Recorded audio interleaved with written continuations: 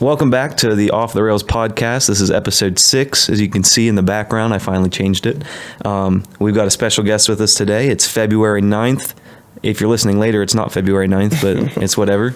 And with us today, we have Jordan Spence, and we're going to get to you in a little bit. Got to do our housekeeping as always. So make sure you guys are sharing this with hashtag OTR podcast. That gets you entered for the $50 steak and ale giveaway. You get a card. You can get a steak and ale. It's a gift card. We know how those work. But we are going to get into it today. For the first time ever, drum roll, we have with us Ethan.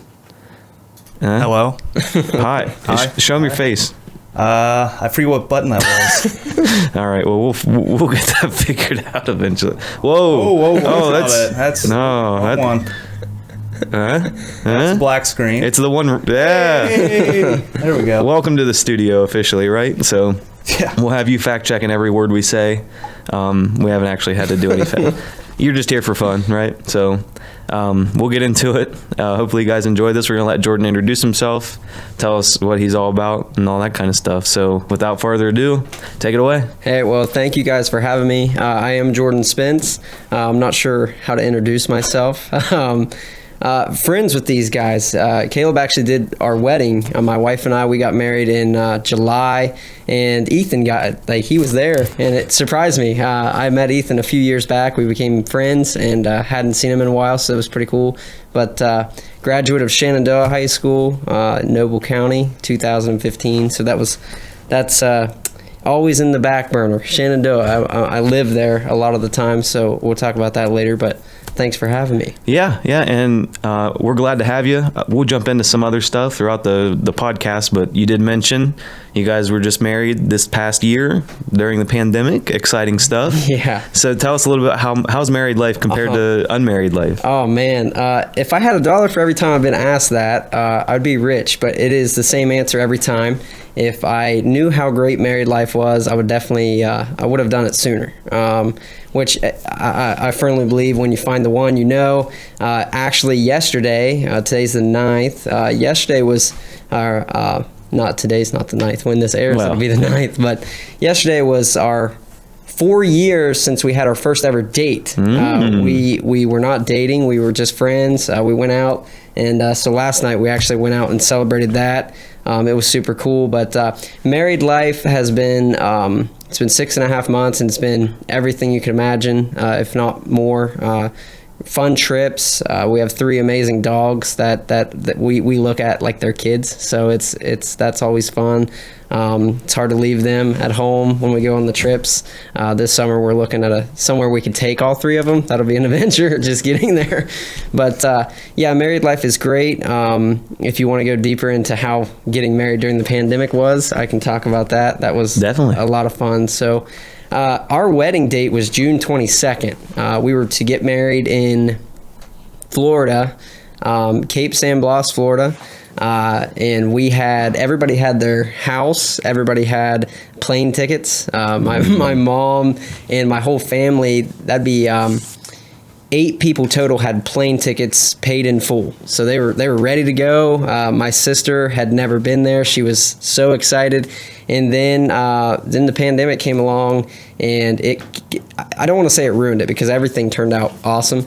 But we changed the date, canceled everything. My parents were not able to get any money back. They had to keep their plane tickets just to use them in the next 3 years. So that's kind of interesting. And as a wedding gift, my mom and dad were going to give me and Sid, all 8 plane tickets, because my brother-in-law has this thing, like he's not getting on a plane. He'd rather die. But so they were going to give us all these tickets, but the airline refuses to do that. They have to stay in my parents' name. So they have 8 tickets to fly somewhere in the next 3 years. So that's kind of cool. But yeah, so June 22nd was our original date. We were to be in Florida. On the Gulf side. It's beautiful. We had went there for the 2 previous summers. Beautiful. The white, like if you can picture it, white sand, the blue water that's like the greenish blue, real bright. we actually went to Cape Coral the year before, and we took a boat. The boat was there. We took a boat to different islands every day. So that was super cool. And we went to Shenandoah Island, which is it's very near and dear to our hearts because that's where I proposed to Sid.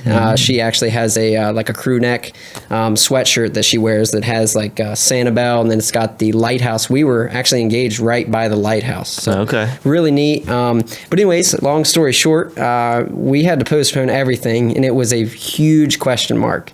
And then DeWine comes out one day when we kind of decided, like, man, we really want to do this. Like, we were talking to both our parents, and everybody was everybody agreed, like, it may not happen this year because nobody knew anything. And then DeWine comes out one day and he's like, you can have more than 10 people. You can have a wedding. You can have this. And we're like, well, let's do it while we can. And then we got in contact with you, late notice. Everything was late notice. Like, we were scared that things wouldn't come in the mail. But it turned out, man, it was the greatest day of my life. And I get to spend forever with Sid, which is super cool. And, my family refers to us as Sid and Jordan, Sid.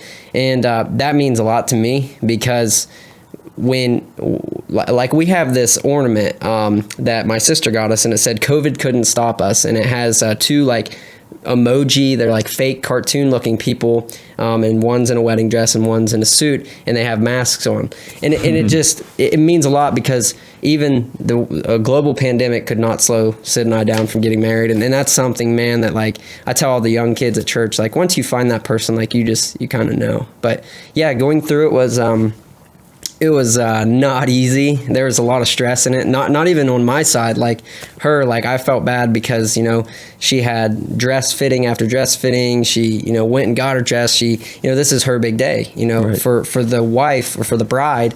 I don't want to say it's a bigger deal, but it is. Like, as a guy growing up, you're like, I can't wait to, play Major League Baseball when I grow up. Typically, the guys aren't the ones planning a lot of it. Exactly. They say something, yep, go and do it. Go whatever. and do it. So that's what I kind of did.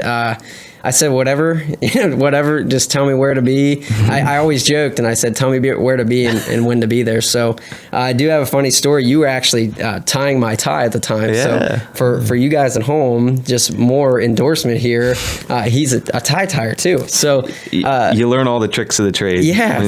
So we were in the little room at the church getting ready, and my best friend, James, he was my best man. And then my other best friend, Trevor, was my best man. So Trevor, he was late getting to my house that morning, just by a few minutes, no big deal. They came over the night before, played video games, and then they came over the day of the wedding and played video games. Sid said to be there, I think like 12:45 or something. Wedding was at 3:30. And so we're over at the church, and Trevor came to my house in sweatpants and a t-shirt. We were all like dressed like that, but I noticed it was the same thing he was wearing the night before. And we get in there, and he's changing his shirt, and he's like, starts sniffing. He's like, what day is it? I was like, it's the wedding day, so it's Saturday. And he's like, oh my gosh, I haven't showered since Thursday. So that was just added fun. Like, all the stress comes to an end. Like, when you're going through something like that, it all comes to an end when you're with your buddies, or when you get there. But the biggest thing about being married, that I will never forget about that day is when the doors opened and Sid was standing there. Like, that was like, I don't cry when it comes to things like that. Like, movies and stuff, I don't cry on those things. But when the doors opened and I saw her for the first time, man, it was like, I don't know, everything stopped. And I told my buddy that just got married the other day, I was like, dude, I don't remember anything from my wedding, because when those doors opened, I just remember the reception and, seeing everybody, because it was so, the wedding just went like that, because I was like, this is really happening. So. Yeah, I feel like, obviously I haven't been married, but I feel like, let me just talk about marriage. No, but being at weddings, you kind of see, like, the build up to basically that moment when they're walking through the door. Yeah. You probably don't remember too much from that point and to the point you're walking out the door with her, right? No. And then after that, it's like, let's go party, let's have some fun. And yeah, we got into the car, and my first mistake, so we'd been married for, I don't know, maybe 5 minutes, and she said, where's my white Vans to dance? I had one job that morning, bring the white Vans to dance in because she had the high heels. And I was like, I forgot them at home. Like, it was a tie game. It was the fourth quarter. Like, I had to score. Like, you don't understand what's happening here. So we didn't fight or anything like that. But my first mistake as a married man was about 5 minutes after the wedding. I forgot the shoes. But you're right, though. Walking through when we got married, it was a really quick ceremony. My brother-in-law did it. It was something that we've always wanted. My preacher is one of my best friends, I would say, but my brother-in-law and I are like, we're like blood brothers. It's like we were made together. I don't know. And we wanted him to do it. And he made it so special that one reason I'm so glad we had you do the videos, because if it wasn't for the video, I wouldn't have known who was there, because I saw one person, it was her, and two, I wouldn't remember anything, because when I saw her, man, it was over. Yeah, and you haven't even seen the ceremony. No. Yeah, so you got your USB now. I didn't even know it was on there. That's awesome. You're gonna get your entire ceremony. Oh, you can man. watch all that. This is good PR right here. Yes. But you're gonna get all that. You're gonna get all your dances, your first dance, mother, daughter, all those, and speeches. So like, if you don't remember what your dude said at the reception, they're on there. I tell you, to go on my dude, I was his best man 3 weekends ago. He got married, so that was special, man. Like, my buddy James is such a he's just a really good friend, and he's been through a lot with his dad being sick and passing away, and him being by my side, flying home to be for the wedding, because he's a traveling phlebotomist, and so. What is that? So that's blood transfusions. Okay. Blood drawing, things like that. He's really smart. Lots smarter. I thought he's just like a really eccentric doctor. Yeah. So he came home all the way. I think they're in Connecticut at the time, Wisconsin for a while. They came home, and he was able to be there, and then I was able to be there for his wedding, and I gave a speech. But I can't wait to watch that. But your video that we got, we were beachside, and oh yeah, you're still on honeymoon. Yeah, we kept, dude, like every hour we're like, did he post it? We were so excited, and then we sent it to our friends and stuff. It was really cool. Yeah, that's good. That was a good little thing there. I'm glad you talked about that. But, and obviously, I know you keep looking over to your left. People are probably like, what's it? His wife is here with him. Yeah. So he's not just over there like trying to think about what to say. But it's been, I remember that was the first wedding we really had done after, the COVID stuff. Yeah. So you were planning to have your wedding on the Gulf, is that? Yeah, everything was going to be on the Gulf. We were going to have June 22nd, which, by the way, we ended up getting married July 11th, so not quite a month, but June 22nd, and it's not like we canceled it in June. Like, we canceled it early, March probably, something around there. But we're going to have the wedding on the beach, and then just like a really small reception with our family, because that's who was going to be there, and then come home and have the reception still at Jurassic Park. And which we ended up having the wedding at our church, which was really special because our church was built, and I don't want to get the date wrong, but midway through the 1800s. And for the first time, it was remodeled. So we were the first ever marriage out of all the marriages that have happened there. We were the first ever to get married in the new facility. So that's something that we'll always carry, because I started going to church when I was 6 days old in that church. So it's really cool. And then all of our dating stories, going to church, it was always that church. So it was cool. And then we ended up still having the reception at Jurassic here in Cambridge. So yeah. Yep. Well, so I've never been to the Gulf, and I've never been down to that area, but this April we are going to be touring a little bit down there with some singers. So I'm a little excited to get down there. Nice. Yes. But that's going to be something I'm kind of excited to do, is travel a little bit, film a little bit. Yeah. But yeah, I'm looking forward to that.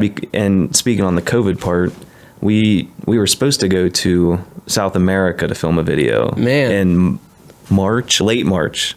So by that time, everything was canceled, tickets, all that stuff. So it wasn't my wedding day, but Yeah. I would have liked to go to South No, I America. get that. That would be awesome. But yeah, tell us a little bit more about your church and what are you involved in your church? Yeah. I'm really involved in the church.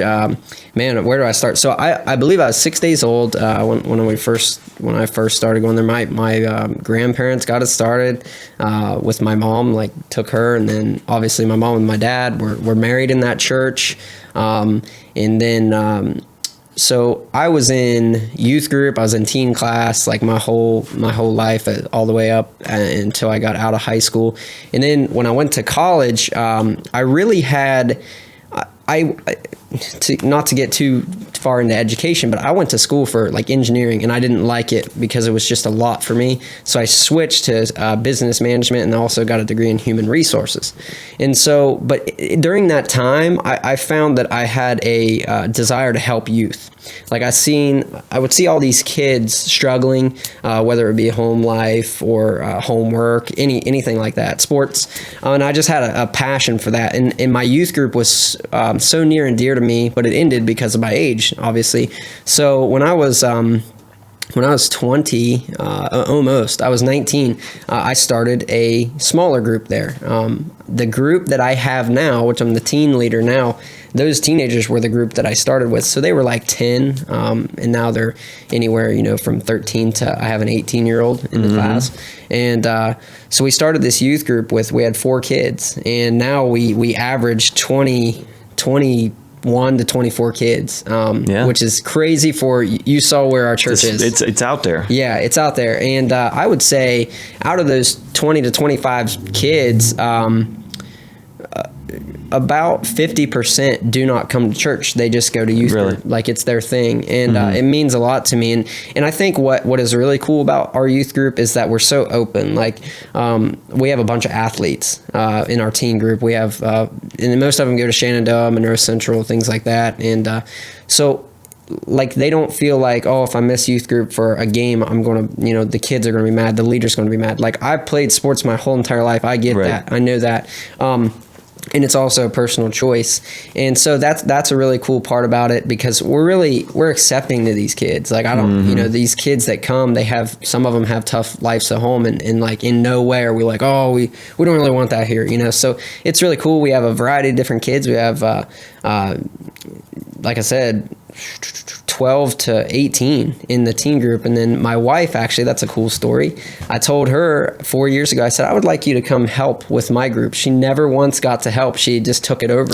And now she's the full-time, the little kids leader, which she's going to school to be a teacher. So it's prepping her really well. But yeah, man, it's amazing. We're really involved in the church. I mow the grass in the summer. That's a big deal to me. I like it to look good on Sundays. So, but we have a lot of people at our church for how small it is.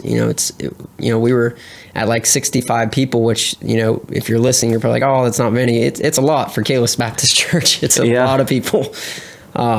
But yeah, so big things are happening. We did a full remodel of the church, and now just this weekend we found out that the building next door, we're going to do a full remodel of it because we don't have enough room for all the kids. Last week I had to move the teen class to the nursery, and we took everything out of the nursery and I had them sit just in rows because we didn't have enough room in the classroom. So that's huge. But yeah, that's about it with the church. Yeah. We took the drive out there. So have you lived in that area pretty much your my whole life since I was 3? Yeah. Like in Kalis? We're 7 miles away. So yeah, 10 minutes. Close enough. Yeah. Yeah. Yeah, that's cool. What was it like growing up there? And see, I'm Meadowbrook, so I'm crazy. It's a city, dude. But how is life growing? And you went to Shenandoah. How's life growing up out there? So man, I've seen those TikToks like, tell me you're this without showing me. So when we got to go to Walmart, it was every other Friday. Okay, my mom worked at a nursing home, and we got to go to Walmart and Aldi every other Friday. It was like vacation, dude. Like it was the most exciting thing because It's like 50-minute drive, you know. But living there, whenever I would have friends over, it was funny because to me, like passing an Amish buggy, it's an everyday thing. I grew up, my next door neighbors were Amish. They had 16 kids, and they were Amish. So I grew up next to the Amish. My grandfather and grandma picked the Amish up from school every day. So that was normal to me to be hanging out. Like I'd be down usually throwing a ball against my grandma's. She had a concrete wall, and I was down there every day throwing a ball. And then Levi would come down with a horse and buggy, and he'd offer, "Hey, do you want to have a ride?" And we'd ride around the yard a couple times. And to me, that's normal. I'd have friends over from school as a kid, and they like thought it was the weirdest, like craziest. They were taking pictures, and so living there and going to Shenandoah, which Shenandoah for me. From where I live, and now it's no different. I didn't move very far away from where I grew up, but going to Shenandoah wasn't that different. But there were some kids, like the kids that were from Caldwell or Cambridge area, like it was night and day, total different. So it was really cool. Our bus, like the kids that understood you the most were the kids on your bus because they lived in the same area. So that's cool, but yeah, living there, I actually every day I thank God for where I'm from because it's such a small, secluded area. Everybody knows everybody, and that it's a bonus. It's cool. Yeah, that's cool. Now, growing up into your not later years, sound like we're like 75, but into your high school, a little bit at the end of middle school. What were some things you were doing? Sports? Yeah. Academics, maybe? This is where I'll brag on my mom. My mom worked, my dad was going to school because he worked at a plant in Caldwell for almost 30 years. Like he was knocking on the door and it closed. So he went to school to get his welding certificate so that he could become a welder. He was a phenomenal welder before that, but to get a higher paid job, he needed to go to school to get a certificate or a degree. So my mom worked 2 jobs just so I could play sports in grade school. And that was something that I'll never forget, like the sacrifices they made, my mom and my dad, the nights that they would get off work and they would have to come to the games or whatever late, or pick me up from the school late after a road game or something in junior high. But yeah, so I played all 3 sports. My football career was very quick. She's laughing over here making fun of me. Listen, my sister tells this story that I scored a touchdown for the other team. That never happened because I never touched the ball. I wasn't good enough to touch the ball, so there's no way that I scored for the other team. But football, I was little, man. We have a book. My mom has a book at home that had my first day of school picture and then what I weighed and what I ate for breakfast or something weird. But I was only 40 pounds in the 4th grade. Like I was tiny, like a little dude. And then I kind of got bigger. But so football quit in 5th grade. I didn't quit. I played the whole year. I got like a quarter under my belt or something like that. Never touched the ball. And then basketball, I'm really proud of this stat. I scored 8 points my 7th and 8th grade year combined. All 8 points in 1 year. I didn't score my 8th grade year. Okay. So, but baseball was where it was for me. Like I started baseball when I was 4 and a half, 5 in Summerfield at Farley Park. And I never missed a year. Like baseball was it. Like I said, in the summer, my grandmother lived about 3/4 of a mile away from me, and obviously I couldn't drive as a little kid. I would walk through the hayfield, or when I got a 4-wheeler, I rode my 4-wheeler and crossed the creek with a bag on my back with a baseball. It was a rubber ball, so it would come off the wall quicker, and a glove. And that's what I had because mom and dad were at work, and I didn't have a brother, and my sister was working as well. She's 8 years older than me, so I didn't have anybody to throw with, so I threw against a concrete wall. And there's still marks on that wall. Grandma she leaves them because it was just funny. But so 7th and 8th grade, baseball started getting real for me, like because I played like with the high school summer league team. It was Babe Ruth, so it was like 13 to 15. So you played with some of the guys that you were like, wow, these guys are huge, and I fit in. Like I was good enough to play. So junior high, I realized no sport was for me except for baseball, and then going into high school, I don't know if you want me to stop there. No. So going into high school as a freshman, like I knew I was tiny, man, which I'm not big now, but I was tiny, and these guys were like giants, seniors. So freshman year, I still, to this day, remember two things: getting a varsity jersey, because we had so many kids that some kids didn't get one. And when I got one as a freshman, as the littlest dude in the freshman class, it made me feel really good. And number two, I remember my first ever appearance. We were 2 games in, and one of the bigger guys got a base hit late in the game, and coach said, "Hey, I need you to go run." And I was like, man, this is it. This is where my time goes. And I got to run, and eventually I got to third. I was on first, and then somebody grounded out and got out. But I can remember that. And then from then on, we had a kid that got hurt, and so I got put in the outfield, and I got to play as a freshman. Then I started my sophomore year throughout my senior year. And then where it really got cool, my junior year was the first time in Shenandoah history that we won the sectional championship and to make it to districts. Mm-hmm. And the senior class that year was really, really good, and our junior class was really, really good.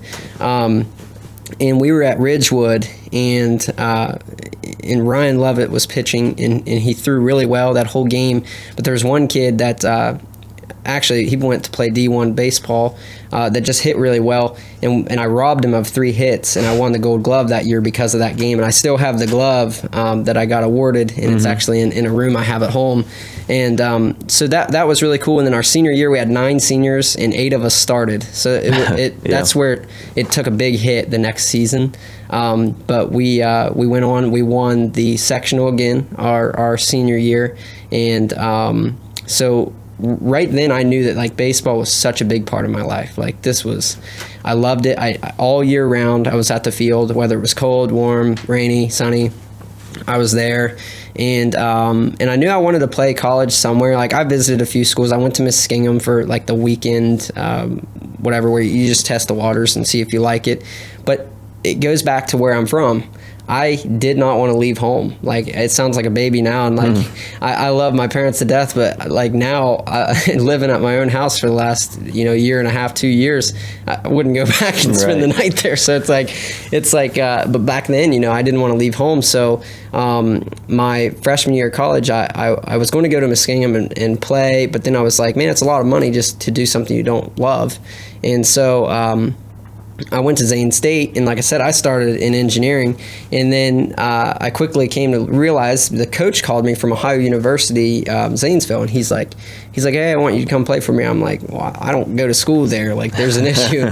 He's like, no, you can play, because obviously Zane State doesn't have a team. Right. So I was like, oh man, that'd be great. So I went and played, and my freshman year, it was week 3 of practice, and they sat us down. They're like, hey, we need to vote for team captain of the year. And I was the only one from anywhere out of Timbuktu, Noble County, an hour and 20-minute drive every day to practice. We voted for captains, and at the end of the day, as a freshman, I was 18 years old. They said, all right, team captain this year is Jordan Spence. And I was like, whoa, that really just happened? There was guys that had been on the team for 4 years. Right. And it didn't make sense to me that an 18-year-old was the captain over a 23, some 24-year-olds. So I keep saying that was when, but my freshman year of college, which again, it was just OUZ, but it made me realize I'm doing something right. I see you have a sign there that says attitude is everything, pick a good one. And that's really true to me, because if I would have had a sucky attitude when I walked into those guys, I shook their hands, I was like, hey, and I acted like I was cocky or something, it wouldn't have, I would have never got that captain job. But and then for the next 3 years, I was the captain of the team. But going to my sophomore year of college, Clewell, I met him, and like I said, it was funny. My grandmother was telling me that she had some cousins by the last name of Clewell from this area, and I was like, what? No way. So that was kind of cool. And we shared rides to practice together, had a lot of good talks. I remember going to MC Sports clearing sale. They were clearing out, and we went over there for a little bit, and I don't even remember what we bought, something baseball. I think your glove broke or something. I got a glove, and Yeah. I quit the second practice. Yeah. Now they're out of business. I lost like $100. Yeah. So I can't go back and return it. I'm upset about that. Yeah, but hey, like I said, I think everything happens for a reason, and I truly believe, like, I don't know why, but Clewell was there for a couple weeks, but we met each other, learned that somehow distantly, I think my grandma was related, so that's kind of cool. But here's the coolest thing about my sophomore year. So James Leister, my best friend today, who's my best man, he was a junior when I was a freshman in high school. And he was a stud pitcher. I mean, just threw harder than anybody. He's 6'6", big dude, just throws harder than anybody. And he went to Marietta College and was doing well there. And then he had to have Tommy John surgery, which it can be career-ending if you don't have the right trainer or anything like that. He went to the Cincinnati Reds doctor and Timothy Krimchek, and he fixed him up. But he couldn't go back to Marietta. They didn't have a spot for him. So I walk into practice just, I don't know, normal Tuesday. I walk into practice, drove all the way to Zanesville, and James is standing there. And again, we're not best friends. We're not even friends. Like, I haven't talked to him in 2 years. And I walk in, I was like, "Hey, James, what's up?" And he's like, "Spence, what's going on?" We high-fived, and dude, it's history from there. Like, it was meant to be from the get. We rode to practice every single day. We did like Bible lessons in the car and truck before practice. Hung out on the weekends, spent a lot of hours at B-dubs, eating wings, and then his dad got real sick, and like it started coming to me like why James and I linked up. Like, we were supposed to be best friends, and his dad got real sick and ended up passing away. And we were coming home from the Kent State, whatever affiliate they were with, the Kent State game from up north, and we came home.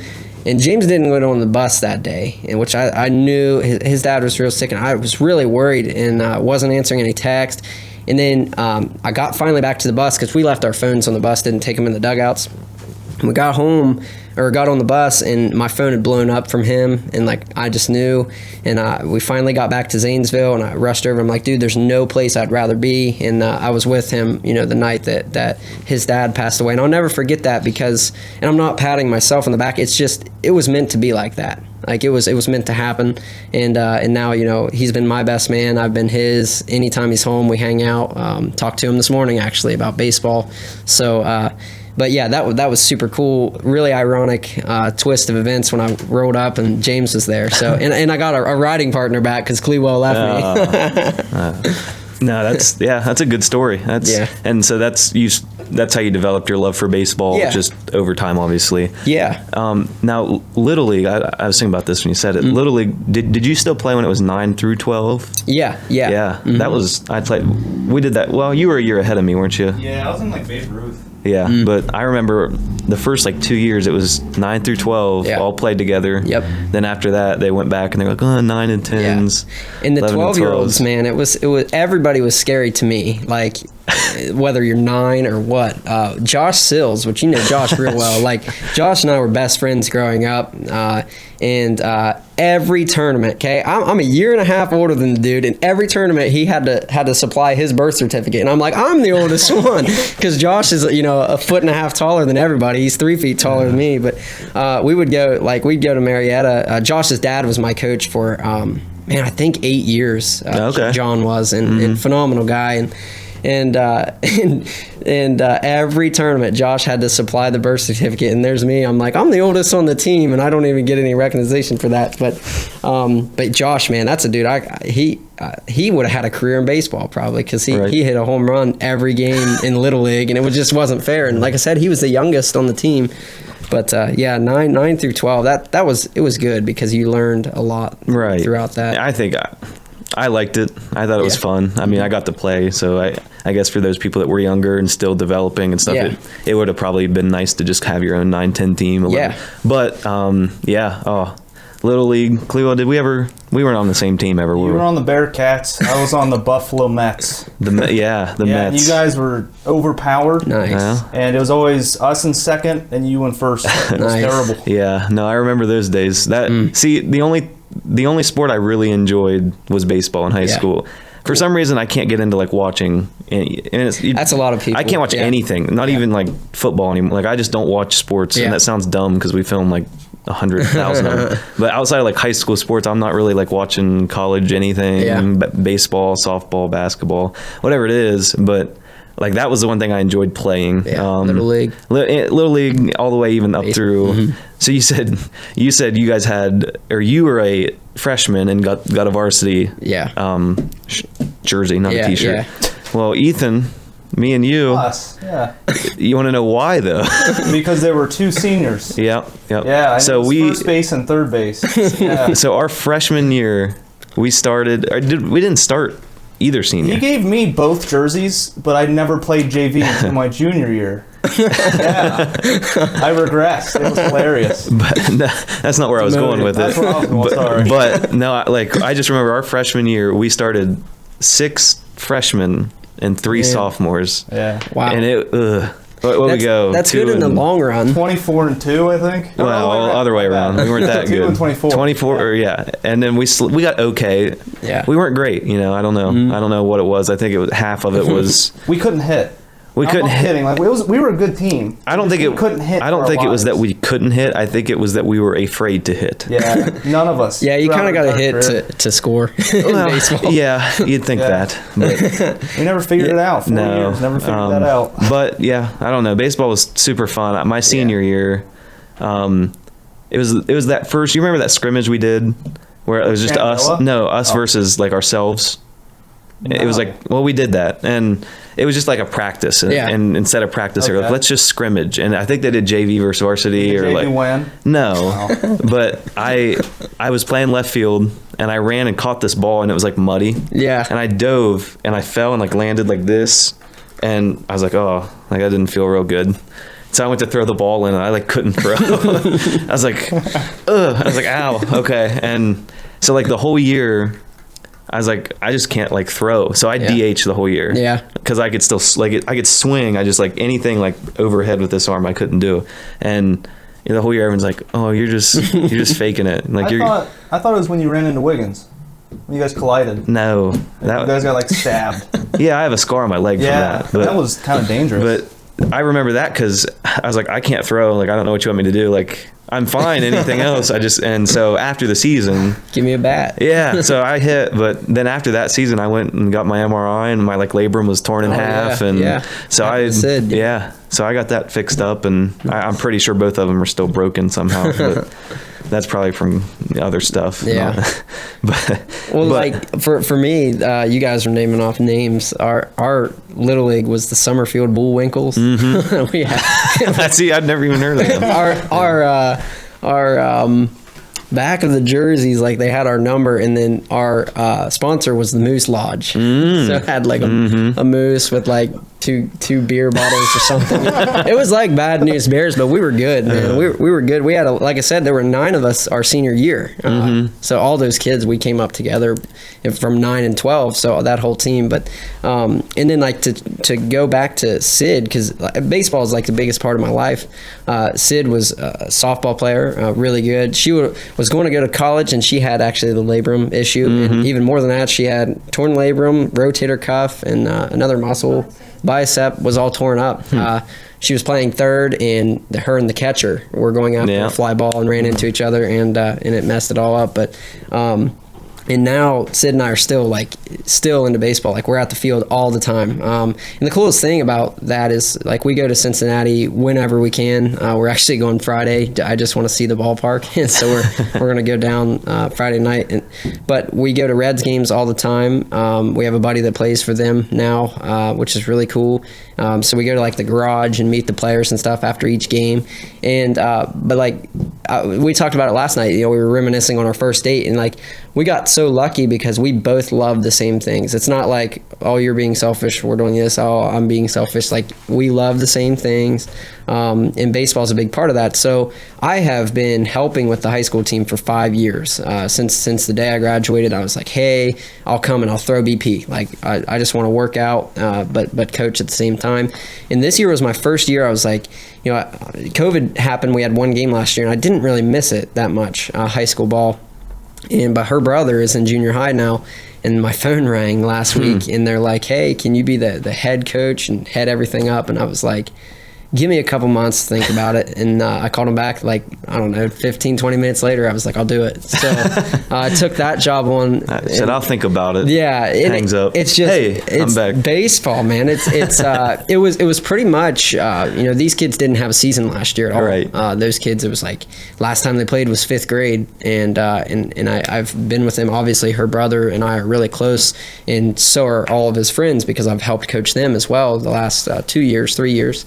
And so I already know the kids. So we have a lot to work on, but that's coming up in a little bit. But baseball, man, it's such a big part of my life, and it's a whole new chapter starting. I look forward to someday when we have kids, coaching my son or daughter. It'll be really cool. Yeah, so you can yell at them. Yeah. It's harsh criticism. So we do a lot of like tournament stuff for like kids. That's the one thing I cannot stand is just parents just so mad at like refs, like coaches, and then you can see it in their kids. Yeah.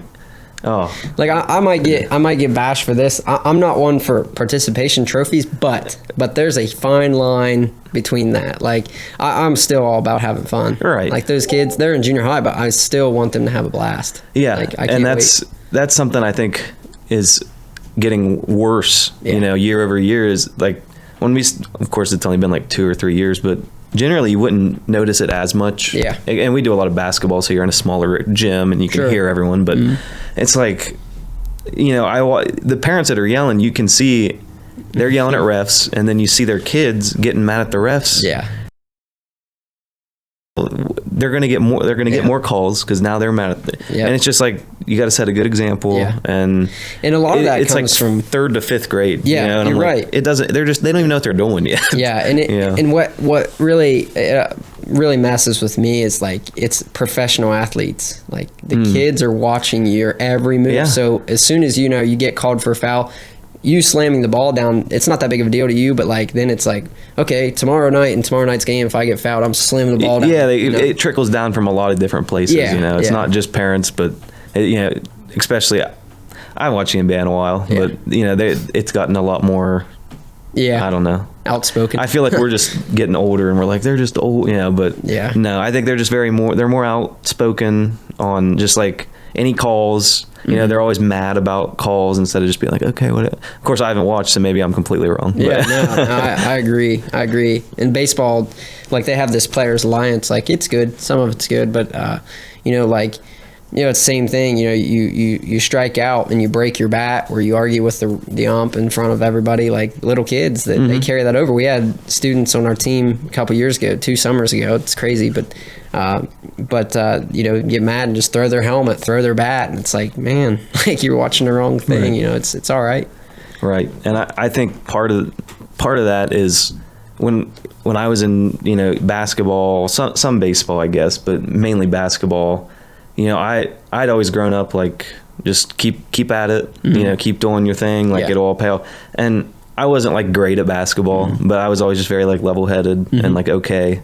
And like my senior year, I think I was the only senior, and I didn't play that much, and like really I don't think I played enough. Not like I'm good, but like we'd be up or down 30. I'm just like, all right, my time to shine. Put me in. That was me.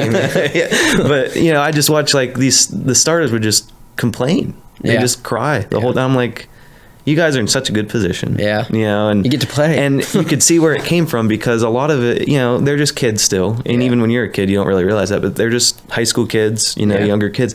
But then we'd go to like tournaments before the season, or like practices where it's just like and you as in like the person, I'd be like dribbling or something and shoot, and if it was bad, their parents would yell. I'm like, what are you doing? Like I'm not even your kid, and no wonder.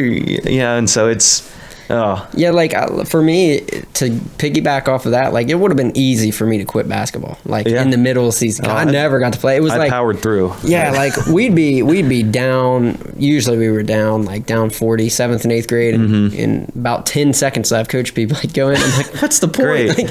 Like can't even touch the ball, and everybody's taller than me. But I did stick it out, and then for whatever reason, I went back the next year and played again. I don't know what that was about. No, I made it through. I got through 4 years, but my senior year, we got to the tournaments, so like by that point they kind of knew. Like I didn't outrightly be like, I don't really want to do anything. Yeah. But I just sit around. I just be like, well, I'm not going to do anything. Yeah, like yeah, there's like 3 games left. It's all big games. Can I just sit here instead of run? Yeah. So I don't know. It kind of worked, but Yeah. Yeah. I think that was the coolest part about baseball was like I was a fun leader. Like the seniors I came up with, they were tough leaders. Like, and what I mean by that is just like it was you got to earn their trust or their respect. And for me, like when I was a senior, I didn't want to do that to the freshmen. So I was like, hey, I'm Jordan. You know, I became really good friends with them. Like we went to B-dubs. We hung out on the weekends, like fun stuff. And I think that's a big part too, is like leadership. You know, for baseball, it was easy because we were really good. The team was so good. It was just easy to go to practice because it was just, everything was in line. Right. No, and especially, you know, player leadership's really good, especially from your seniors and your older players. But then that also comes back to, you want to make sure your coaches are good leaders too, because you know, a player can be a really good leader. Yeah. But are they taking their word for it versus a coach can come and be like, guys, like we need to do this and this, and then that is kind of reflected in the students as well. So I think that was a big thing. You know, growing up was, you know, you could definitely see, you know, the good coaches, the bad coaches, whatever it is, but just having that leadership, you know, from all the way up top, all the way through the last guy on the team was like a really big thing, I think. I agree. What about, I don't know why I was thinking about this, but Cleo, what's like your favorite memory from baseball? When I was supposed to do a hit and run in the championship against Cambridge, and I took a strike. Not only did I take a strike, but I got the last out of the game, and both coaches came running out, screaming the whole way out. That was amazing. It was exhilarating, honestly. I don't know. That's awesome. How about, what's your favorite memory? Oh, favorite? That was my most memorable. I'll tell you that. I'm going to cut to Jordan. Oh, okay. I have two. Definitely junior year at Ridgewood when we won that game. Ryan Lovett deserved so bad. Like I said, three hits by that one kid, and it would have sent us home. And I was able to rob the balls, each one. It was a really tough play, and just seeing it, like the newspaper guy, he took a really sweet picture, which back then it was, you know, pictures were hard like, to come by. Yeah, someone took a picture. Yeah, because you know there wasn't Instagram and things like, you know, with these great perfect photos. Like, so it was really cool. And then also I threw a two-hit shutout when I was in 8th grade with the high school summer league team against Tyler Consolidated, which they're really good in. And I threw a 2-hit shutout in a complete game. So that was really cool because I wasn't never was big, like I said. So pitching was a lot difficult for me because I was a little dude on a big mound, and you know, they always say mass equals gas. So if you know, the bigger you are, the taller you are, the harder you throw. And I was not big and I was not tall, so I had to learn to do that, which I'm still working on that. And like that has no point besides teaching kids, but still working on throwing hard. But those would definitely be my favorite memories. Yeah, for sure. I was thinking about that. I don't know if I feel like my favorite memory isn't even from a game. I remember our 12-year-old year.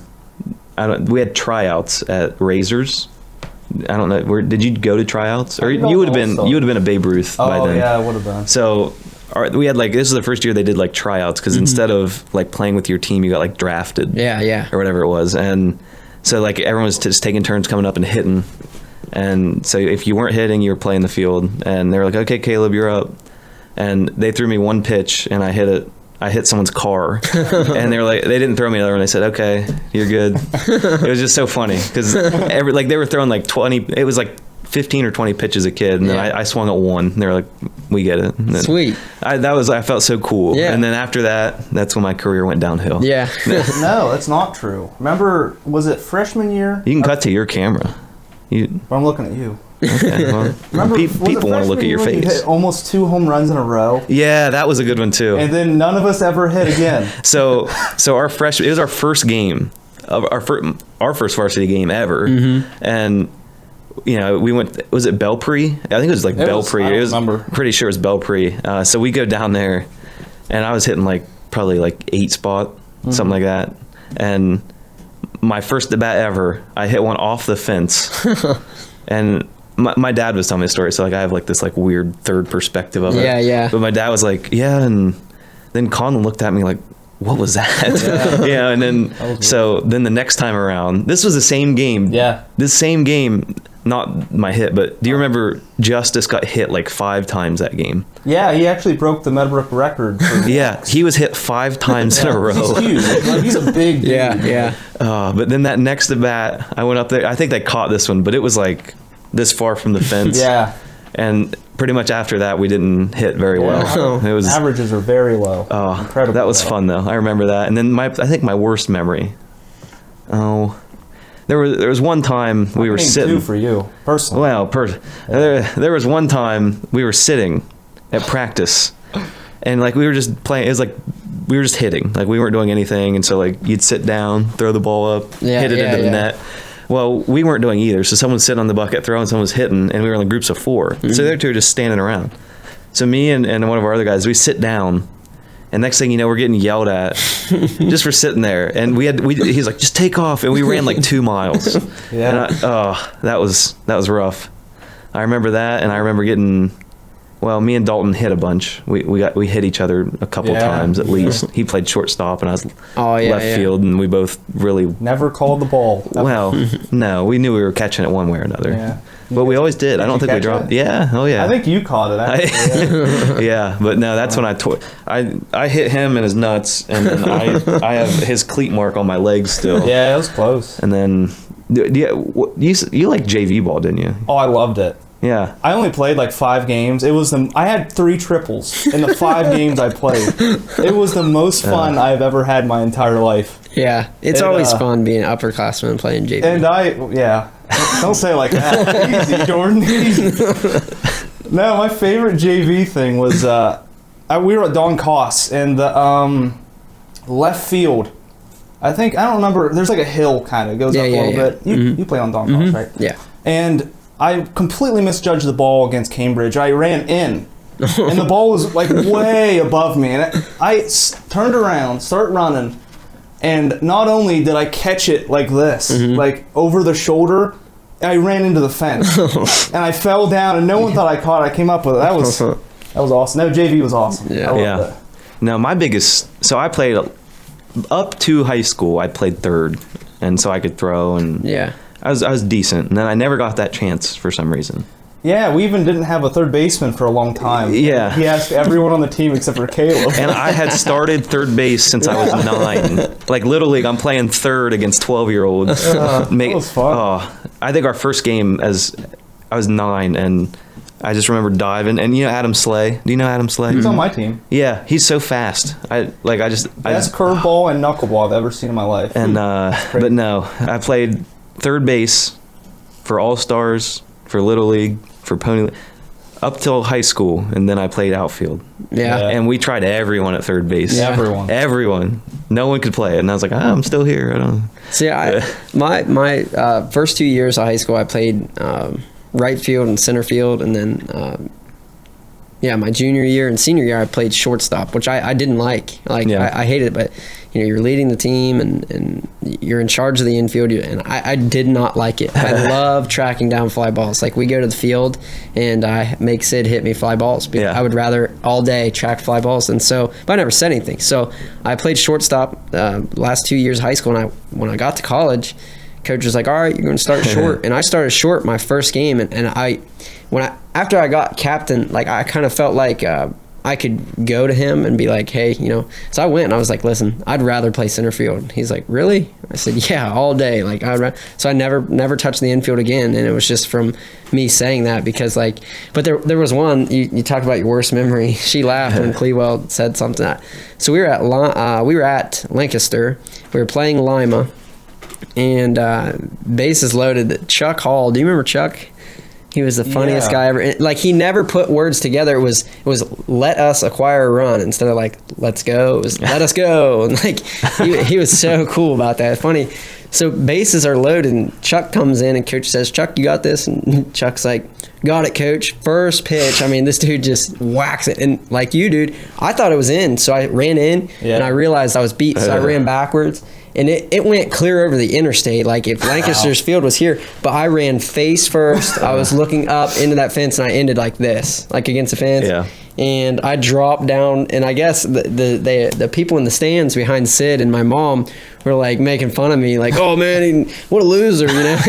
and they just kind of covered their heads like this. You know, we don't know him, but it was embarrassing, man. But it hurt really bad because it was like a concrete wall with like it had the padding on it, a real nice fence, but right into it and straight down to the ground, starfished. But it was good.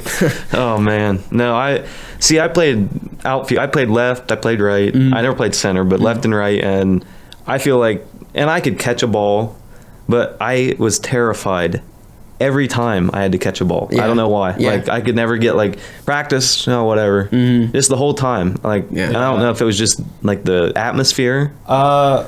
I don't know what it was. It was the same way. Just everything. You know, I think. I mean, it felt like the whole game depended on you for that one. Every time a ball would come, I don't know. It was maybe it was the way. I don't know. I feel like our whole freshman through senior year, it was just if you made a mistake, which baseball's like the game to make a mistake in. Yeah. I mean, you're gonna hit the ball 30% of the time, be happy. Yeah. But like I feel like with us, it was if you made a mistake, it was like you were done. You're done for. You know, like you were never doing this.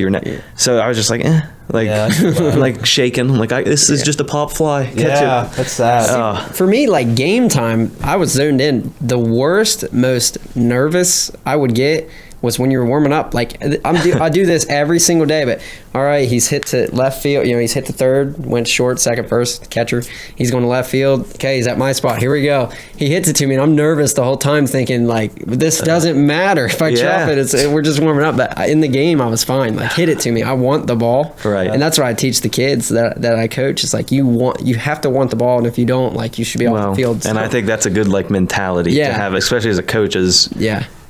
For example, I hate throwing people under the bus. I'm not gonna, but no name dropping. Yeah, no name dropping. But our senior year, we were. It was a tournament game.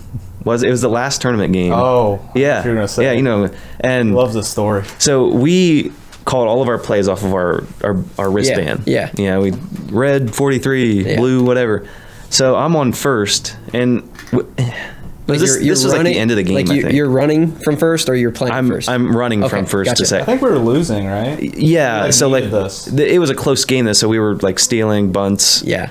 Well, they called like red 12 or something, and on my wristband I look at it and it says rundown. So get into a rundown. Yeah. I'm like, okay. Never question coach. And so was it rundown, or I'm pretty sure it was orange or something. It was a color, because he called a color and it means no. He called steal. He wanted you to get into a. Oh yeah. Because there was someone on third. Yeah. You want him to get home, so you kind of occupy. Yeah. So I was on first, and he called steal instead of like getting to a rundown, so they get home. So I'm like, okay. I just run. Get just the ball's laying there, and I'm just like slide right into it. I'm like, I got this, and then I look and they throw him out at home, and then next thing you know, I'm getting like just destroyed. I'm like, it was fun. He's like, what are you doing? I'm like, red 33, right? Yeah. That says orange. And orange was that play. He was right. And it's, I'm not going to go against you. If that's what you call it, it's what you call. And then it was, well, you should have known better. I'm like, okay. That's the worst feeling. Like, I was rewatching a Reds game yesterday, and slowest dude on the field, there was a ball hit to right field. He was on second. No way he's scoring. And that third base coach was like, go, go, go. And he listened. And I've been in that situation, and it's hard. Like, if like, I'm super slow, I'm not getting there. It's hard, but I do what the coach says. Just right. Go. I got comfortable. It took me like a year to get comfortable with shaking off the catcher, because in high school, the catcher was getting the signs from the coach. In college, the catcher was getting the signs from his knowledge. And so I was comfortable with that. But when you're getting the sign from your coach, it's like, how do I shake that off? Because I don't feel comfortable throwing. You? I did. You did? It took me a while to get comfortable, but I'm like my. Could you imagine? I can, because I was catcher, and I had the pitcher doing that to me. And after the after the inning, the pitching coach came and started screaming at me. He said, "Why are you giving the wrong calls?" I said, "I'm not." He's shaking me off. He immediately looks at him and starts running and yelling at him. We had that happen. We had a catcher once. I won't, like I said, in college, he comes up. Wrong podcast. Yeah. We don't name drop here. he came over and he's like, "Yeah, I'm a catcher. I played in high school, whatever." And coach is like, "All right, let's see what you got." So I went to the mound and I throw, and like, kid you not, like, he never caught one ball. Like, it was just like slap fall. And he'd pick it up and it was just like a dinosaur arm. It would roll to me, pick it up. And Caleb Brassfield, which I can't name his name, he pitched to him. And he threw the ball back and it rolled to him, and he's like, "Seriously?" He's like, "Get off the field." And the guy never came back. He left, never came back. But we did need a catcher really bad, which we ended up getting a really, really, really good catcher the last year there. But yeah, that was funny. Catching, I have a lot of respect for catchers. That's a tough job. Catching and right field. Yeah. Oh. Because I didn't play right field until like high school. Mm-hmm. And no one, like, everyone says, "Oh, it's where the pitcher plays," or whatever. Like, the ball all coming off the bat is spinning. It spins and it goes the opposite direction. Yeah. So if it's hit the center, it's coming to you. And then, not to mention, you have the longest throw at every base. I'll never forget my first one in like right field. I was like, okay, I was waiting under it, and they started going that way. I had to run. I mean, I don't know. No one gives that position enough credit. Tailspin on a ball is crazy. Yeah. It's called the what's that effect called?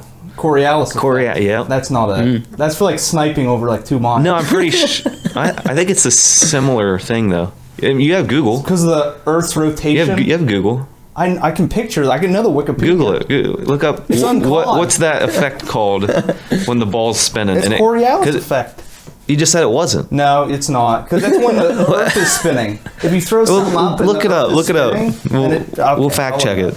We actually get to fact check. I'm hyped. Yeah. We've never done this. Google. Yeah, that goes on with, like, pitch speed, because like the harder you throw, it's going to be hard to catch. Yeah. Yeah. No, I'm pretty sure, because there's those guys on YouTube that like make balls spin and they fly like off the dam and they go like this way. Oh, it's because of a low. It's wind. It's like a wind. It creates a low pressure and a high pressure. Yeah, but what's that called? Move. Google it. That's what it is. Oh, it's called something. All right. I mean, they're not balls spinning. Backwards. Look up on those ones. Backwards wind. Backwards wind. That's how you Google anymore. You don't have to put the whole thing in. It knows what you want. Ball came to me in high school, spinning backwards. We got to get rid of that. What is it? This is for golf, but I'm sure it's the same thing. No. All right. Well. No. I don't know, but these guys, they'll go and like.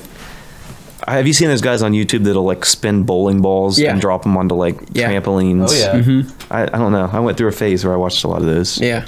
And then now I just watch speed runs. Yeah. I liked Dude Perfect for a long time. Oh yeah. They were good. No, they were kind of, when we were younger, that's kind of what we would. They were it. Mm-hmm. Yeah. And then now they're this giant corporation. Yeah. Copycat too. Like that's annoying. Right.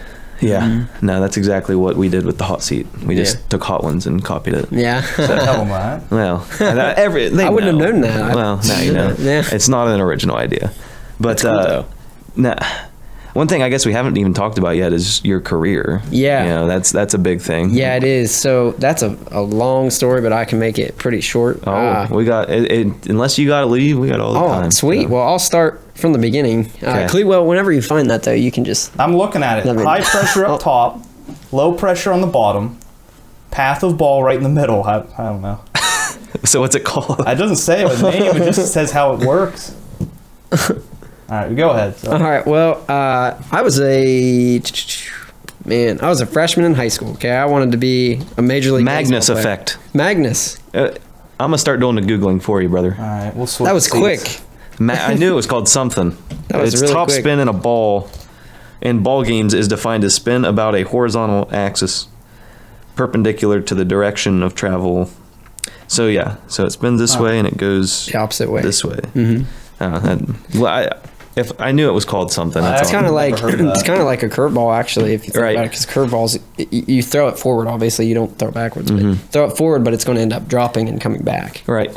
Now, all right. career. So freshman year, I actually never told this story until we were at Marietta High School in the late summer. I think it was like August, September, and we had to share our career stories. So I was a freshman in high school, and we had to write an essay on what we wanted to do for our career. Well, I wanted to be a Major League Baseball player, but I wasn't about to say that in front of everybody. Because it would have been embarrassing, I thought, because there's no way what everybody would say. So that night, Reds baseball was on the night that I was deciding like what I wanted to write about. And a commercial came on, and it was Lumber Liquidators. Like, we are your trusted floor supplier or whatever. So I kid you not, I wrote a 2-page essay on why I wanted to work at Lumber Liquidators. I don't even know where there's a Lumber Liquidators around here, but I got an A on the essay. But on the top, she wrote, "What do you really want to do?" Because she knew like, you don't want to lay floors for your whole life, which, it's no problem with that. But I had nothing to do with that. I told her the story. I was like, I was watching baseball, and it popped up and I liked the colors. It was like bright yellow neon with black, and so I wrote an essay on that. But so like I said, I changed my my major really quick after a half a year, so a semester of school. I changed my major to business management and also human resources.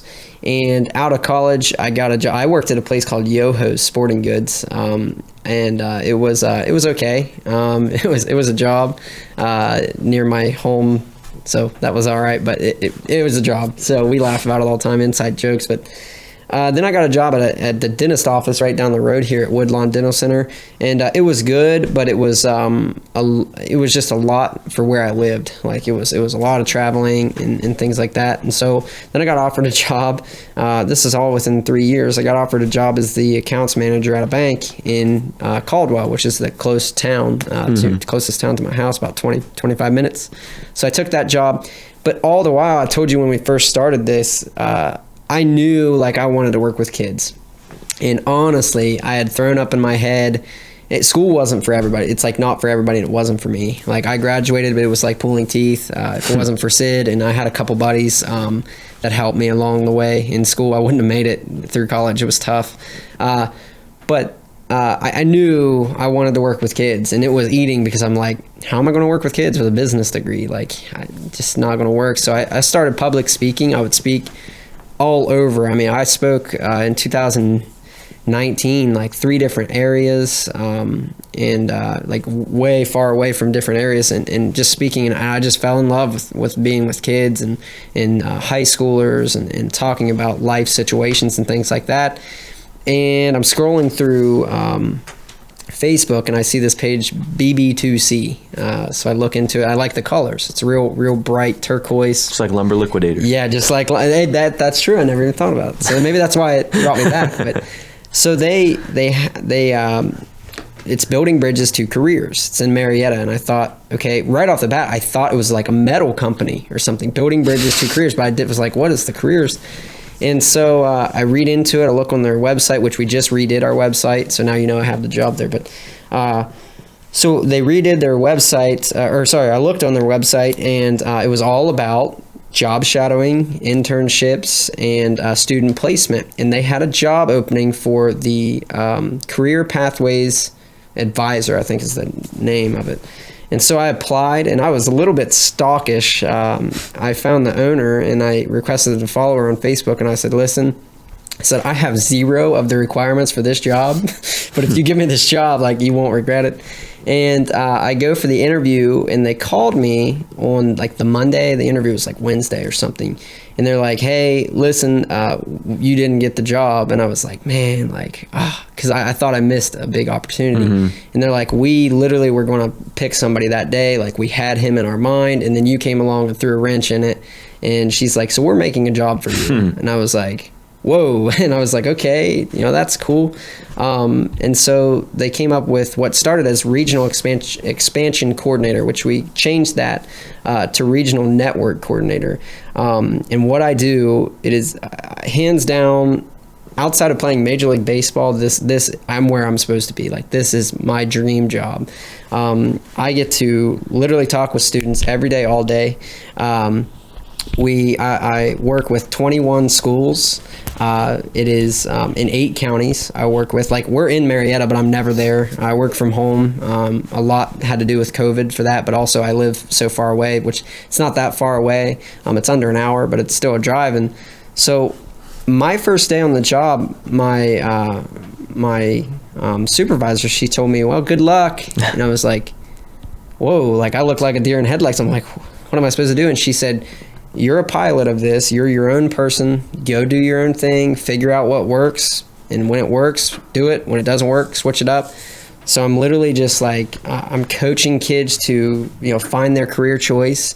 I'm helping students learn how to do interviews. Last week, I talked to Waterford. We were at Warren a couple weeks ago doing like what to wear during an interview. I have successfully learned how to tie a tie, by the way. Yeah, okay. Well, it's like riding a bike now, but yeah. So I teach the kids how to do that. I help them find jobs in the summer. We successfully just placed 68 to 70 job shadows in the month of December. So long story short, the guy who got the job that I applied for originally is now we're best friends. His name's Hunter. And again, I just feel like it's one of those things. It was meant to be. We're really, really close to each other, and we work well alongside each other. My partner, Allison, she works in like the Athens area, and she's from Athens, and she does the same thing, only a lot more. She is working on a doctorate degree. She is way above me on the knowledge scale, and I let her know that all the time. But she's really cool, and the things we get to do are, I tell them every day, thank you, because we get to help these students better their lives. Like when I was in high school, Shenandoah is a lot farther along than a lot of people when it comes to Future Ready, but they weren't when I was there. Mr. Leffingwell had just started, and these Future Ready things weren't in place yet. I think they were being thought of. And so after I graduated, I was seeing all these amazing things. Like they're getting to go on tours, they're getting to go job shadow, they're getting to go see these things. And I wanted to be a part of it. Like I wanted to go and help these students because I didn't have that help. My parents wasted a ton of money on my first semester of school because I went for engineering and nothing transferred over to business. Like none of my credits, even the math or anything didn't. So I wasted that time, we wasted that money. And so now I'm able to help students avoid that. Like we had a girl apologize a couple weeks ago because she didn't enjoy her job shadow. She's like, I don't want to do that the rest of my life. I said, that's awesome. I was like, I would rather you find out that you don't want to do something than go in, spend the money, waste time. And so it's super cool, man. We get to help students. Like right now we're doing internships in Muskingum County. This one girl gets to do like she's going to be making maps and things. Like when you go to BB2C, there's a map. Like if you hit on Beacon, which is Business Engagement Career Awareness Networking, it's like my job, not title, but like what I'm under. And if you go to that, there's like a map of all the counties that we work in Ohio, and then you can click on it, and then there's pictures of our schools. So she's going to build one of those maps for a business over there in Muskingum County. So that's cool. We've got a dude that's going to be collecting maple syrup out of a tree, and then he gets to like, and these are their fields. Like it's not like a guy who wants to be a baseball player is going to go drive a tractor. Like it's not that. Like they get to pick this, and it's just a job that I never imagined that I would get, let alone, and to go back on it, I didn't have any credentials to get where I was. I had the degree in business management and the degree in human resources. And to get where I was, I feel really proud because it was all about attitude. Like they told me they hired me on my passion. Like I had a passion for these kids, and it wasn't like, oh, I just want a paycheck, so I'll put it on for a minute, I'll pretend. Every day I'm thinking of ways, like we have an 8th grader at Noble Local Schools that was so interested in law enforcement, and he had told me that prior because he knew about my job. So I sent him a Snapchat, and I'm like, hey, we're having Discover Law Enforcement Day. Each month we have a different Discover Day, like we're doing Discover Health Day, Discover like Welding Day maybe, or we had Engineering Day, Manufacturing Day, and then Law Enforcement Day. So I sent him a text, and I was like, hey, man, you should, join in this group. Just hop on for an hour. So he gets on, he listens to what the cops were saying, and he loved it so much that he created a group, and now every Tuesday they have a student-led group that they bring in a different cop from a different area. And again, that's like where COVID, like really, like a pat on the back, like good job COVID, because we wouldn't have that virtual effect. Like it would have been Washington County schools, and that's it. Noble Local couldn't be there on Tuesday nights, but now we're able to do everything, live and virtual. But my job's super cool. Just a couple things that we do. We have a maker space, which is amazing. If you've heard of that, I've heard of. Is that like another branch? Like, is that a thing? That's so what I thought. It's a branch. So they have their own Facebook page. And Jared Whittakin is in charge of it, and he's one of the coolest guys ever. We have, and I'm going to get this wrong, but we have laser printers. We have a computer lab. And it's open to the public, like you just get a membership. Okay. We have a wood shop, like it's just like, high school. Like we've got everything you can imagine that you could want to build for wood. We have a different classes that are taught, like they did like they're doing a photography class, learning how to use the the equipment that you have, different things like that. So that's the makerspace, and then we have the epicenter, which is where I'm based at. Which again, if I go like once a week for our staff meetings, which is really cool. And in the epicenter, we house people that like so. This could be our epicenter. Okay. Caleb Graham wants to rent one of our rooms, and you have a room, and we house people like that. It's a small business incubator. Okay. Is what we call it. Yeah. And then down to our real jobs, we have real world problem scenario, which is amazing. It is where we team up a business with a classroom, and the business comes up with a problem, and the classroom has so long to solve that problem. A real problem has so long to solve that problem, and we've had payroll problems. Problems on how to do better time management, and these high schoolers and grade schoolers are coming up with amazing results. Right. Yeah. Well, and that could be with anything. Really. Yeah. It's like if you get an outside perspective on a problem, sometimes that's what you need. Second look. It's nice to have, especially if it's a problem within your business, and you've been like, well, what do we do? Yeah. If you have someone outside of it that doesn't necessarily think the same way, even kids, just because they're more creative sometimes, to have someone come in and look at that independently. Yeah. Sometimes that's what it takes. I know there's a lot of businesses out there, big businesses that had, I don't know any specific, but like I know like a Facebook or like an Amazon, they've always had, you hear stories about it. They had this problem, and then like a car mechanic comes in, and is like, why didn't you do this? And you're like, oh, that's genius. Yeah. It's just once you get into a routine, you don't really start. And that's the main reason we did that, is because, which I wasn't there for the beginning. Obviously, I've been there since April 16th. It'll be a day I'll never forget, because it just does mean a lot to me, that job. And so those real world problem scenarios, I've been a part of, I think 2 of them, maybe 3. There's one going on actively right now. And the businesses that we had, we usually have about 4 or 5 businesses that sign up. We had 22 businesses from Muskingum County want to do it. Okay. Teachers that want to do it. So we had to get 22 businesses. So they linked up, and the students love it. The teachers love it. And it's just really good. But and then the last thing, we have a couple other things that we do. We have the mentorship program, which is really, really cool. And what the mentorship program is exactly what you think it is. It's like you get assigned a kid. My student was from Fort Fry, and you just meet with them once a week virtually this year and talk about school, things like that. Okay. And then, of course, job shadowing and internships. And then one of my favorite things, which I always forget, it's called Work Readiness Program. It's where we talk about what to wear to an interview, what to expect for an interview, what kind of questions and things like that. So it's a dream job. It's phenomenal. And like I said, I work from home and on my computer a lot, emailing and different things. But it's so awesome. I'm really ready for, who isn't, but I'm ready for COVID to be over so I can go to all these schools, 21 of them. But yeah, it's phenomenal. Yeah. Well, we're going to take a really quick break. Sweet. We got to get Ethan out of here. But then we'll come back. We'll kind of wrap things up. Yeah. And we'll call it a day. Right on. And we covered a lot. So. Not really. Okay. No. So I'll wrap us up. It's been cool. Yeah, it's fun. It is. You actually get to talk, and yeah, it's better. It's better than like an interview kind of thing, because sometimes I feel like they have questions, and that's just what they want to hear. Yeah. Whereas this is like you can speak and you can articulate yourself. Yeah, and as the person answering the questions, it's like, what do they want to hear? So that's exactly what you go for. Yeah. It's like, this is what they want to hear, so I'm going to say and it's easier than doing.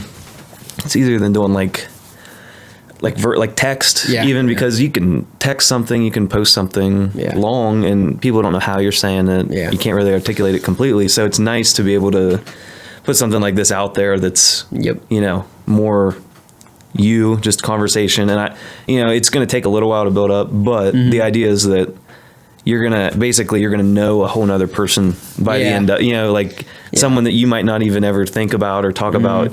if you watch a podcast with them, now you know them. You Yeah. know who they are. You know what they're about. Yeah. If you want to reach out to them. And I think that's something too. Like for me, like I've noticed a lot of people aren't like that. Like I can hit the ground running with Joe Blow. Like I've never Right. met him in my life, and I'm like, Yeah. hey, I'm Jordan. You know, but yeah. Yeah, no, it's hopefully gonna, it's growing steadily as we go on, but I think it's just because I think of it a lot as like, I know that like the radio station had Talk of the Town, Yeah. but it was more just, hey, what they'd reach out to businesses almost and say, you know, what do you need advertised? What do you need to tell the people?